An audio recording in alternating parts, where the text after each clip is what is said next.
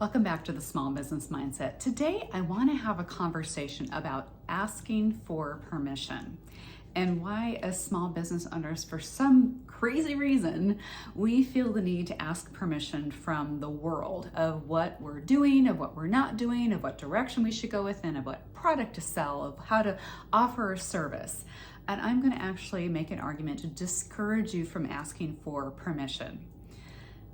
The question that's really hard for a lot of us to grapple is that why truly should we compare ourselves? If we have a passion and a value and an expertise in some area and we are making an offer to an audience, I first and foremost caution you, what audience are you trying to reach? Is the audience you're trying to reach friends and family? Is your audience trying to reach some stranger you've never met on social media? What is the point and what is the value of what you are offering? And think about that a lot. Now, I have in the past thrown out surveys on social media. Maybe I was stuck between a logo design or was thinking about a book cover. I've seen a lot of, other publishers in the industry. Maybe they're getting ready to publish a book and they're narrowing down the cover art. And maybe they truly, have an indecision between, choice 1, 2, or 3. They want to throw it out there for some feedback, but they're throwing it out there to their audience that they think will buy from them. So their feedback is very important.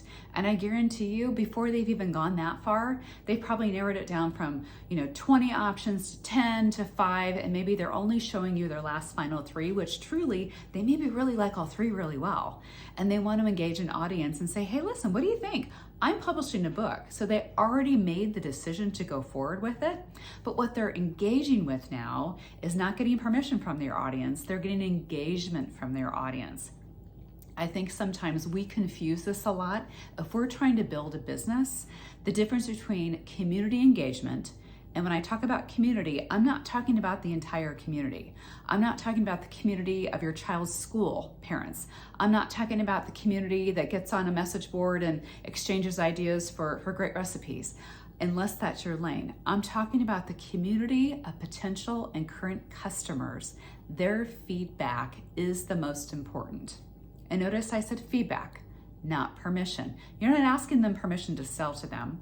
You're not asking them permission of whether you should publish that book in the first place. You are only asking them permission to give you feedback, and that's exactly what you want.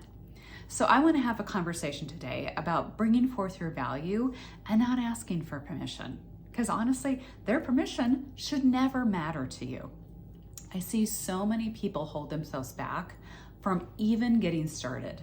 They might have an idea for a business. They might have an idea on how to make their team grow or the department at the company they work for take the next step forward.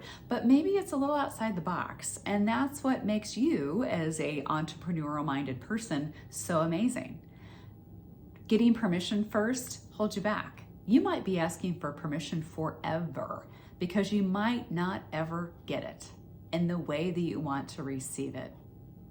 To kind of turn the tables on this a little bit too, I think we also seek permission from those that are closest to us. I know I bounce plenty of ideas off my husband.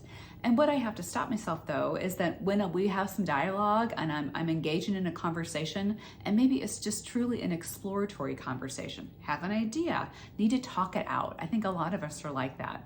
But when he doesn't give me the specific feedback that I'm looking for and the direction that I'm looking for, I have to remind myself a few things.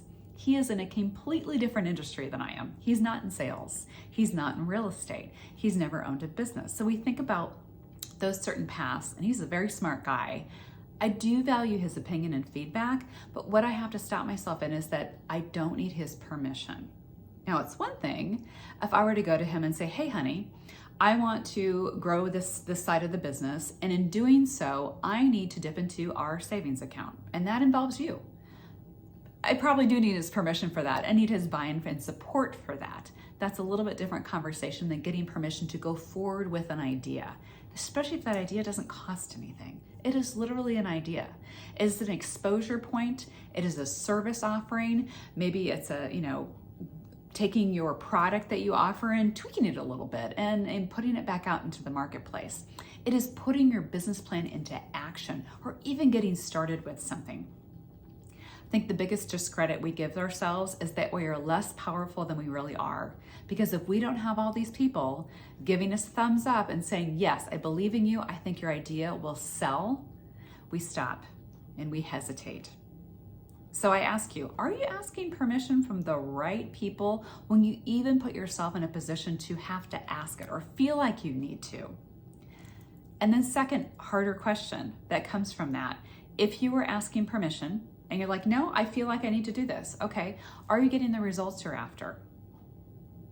Now, it's very easy to say that the results I'm after is the amount of social media likes, or the amount of impressions, or I just want a lot of people to like me, because if they like me, then they'll buy from me, right?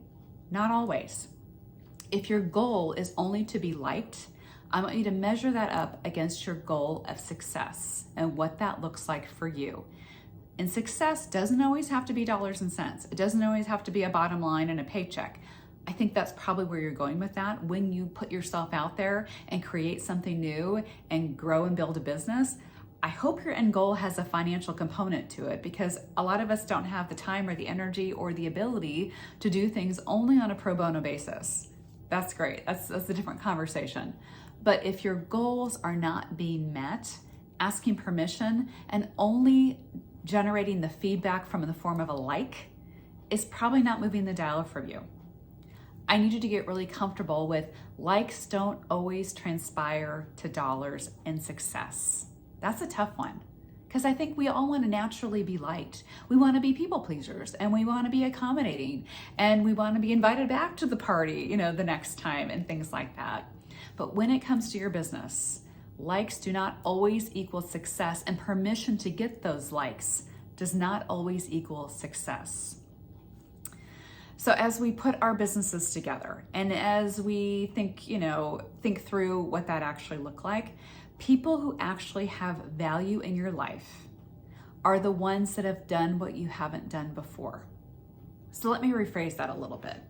If you are seeking to start or grow a business in an area that you haven't done before, and I think that's a lot of where this conversation centers around, we're asking permission, or we feel like we have to ask permission because we've never done this before.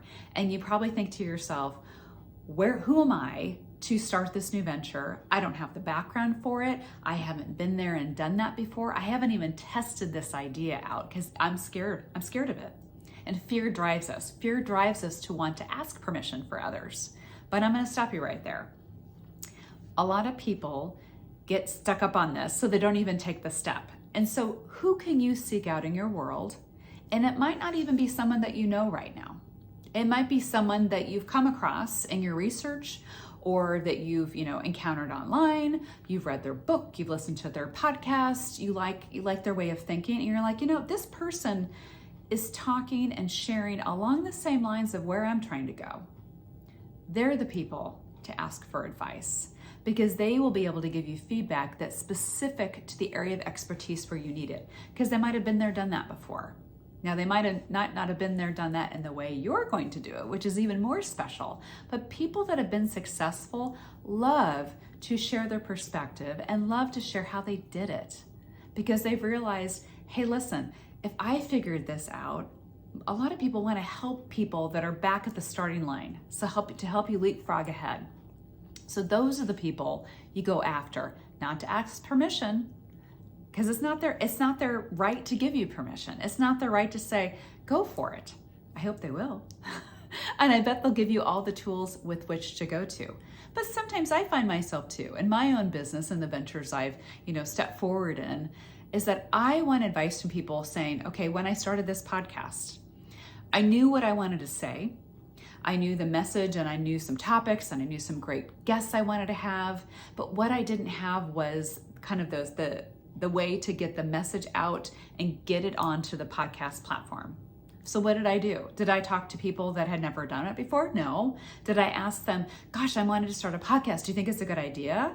I had a lot of people in my word that said, yeah, you would be great at that. Tell me more about it. I would love to listen. And maybe that's my target audience. But even more from that, at the time, as I was trying to get the podcast up and running, I didn't know very many people in my world that had started a podcast. So those aren't the people I needed to go after.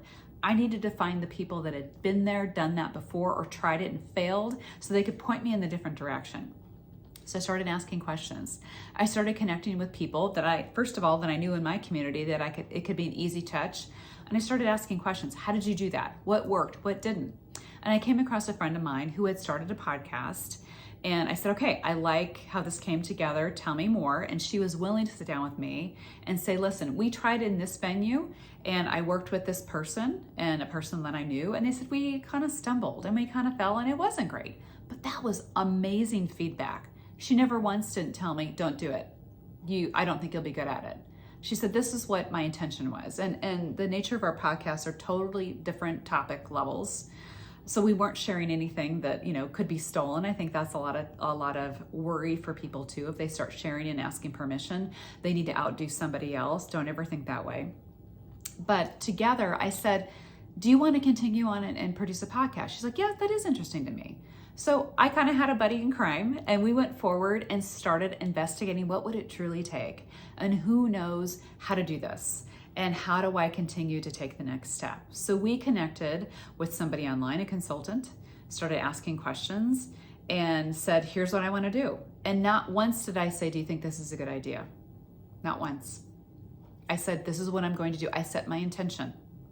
I put some boundaries on myself. I realized that this was something I was doing outside of my everyday job. It wasn't making me money. So I needed to be careful with how much time and focus I put on it. But it took me about a year. So it took me about a year to put together the parameters and the metrics and the how-to. And I had to hire somebody that helped me put together the back end side of my podcast so I could then record it and get it out to the world. And then it became a lot easier.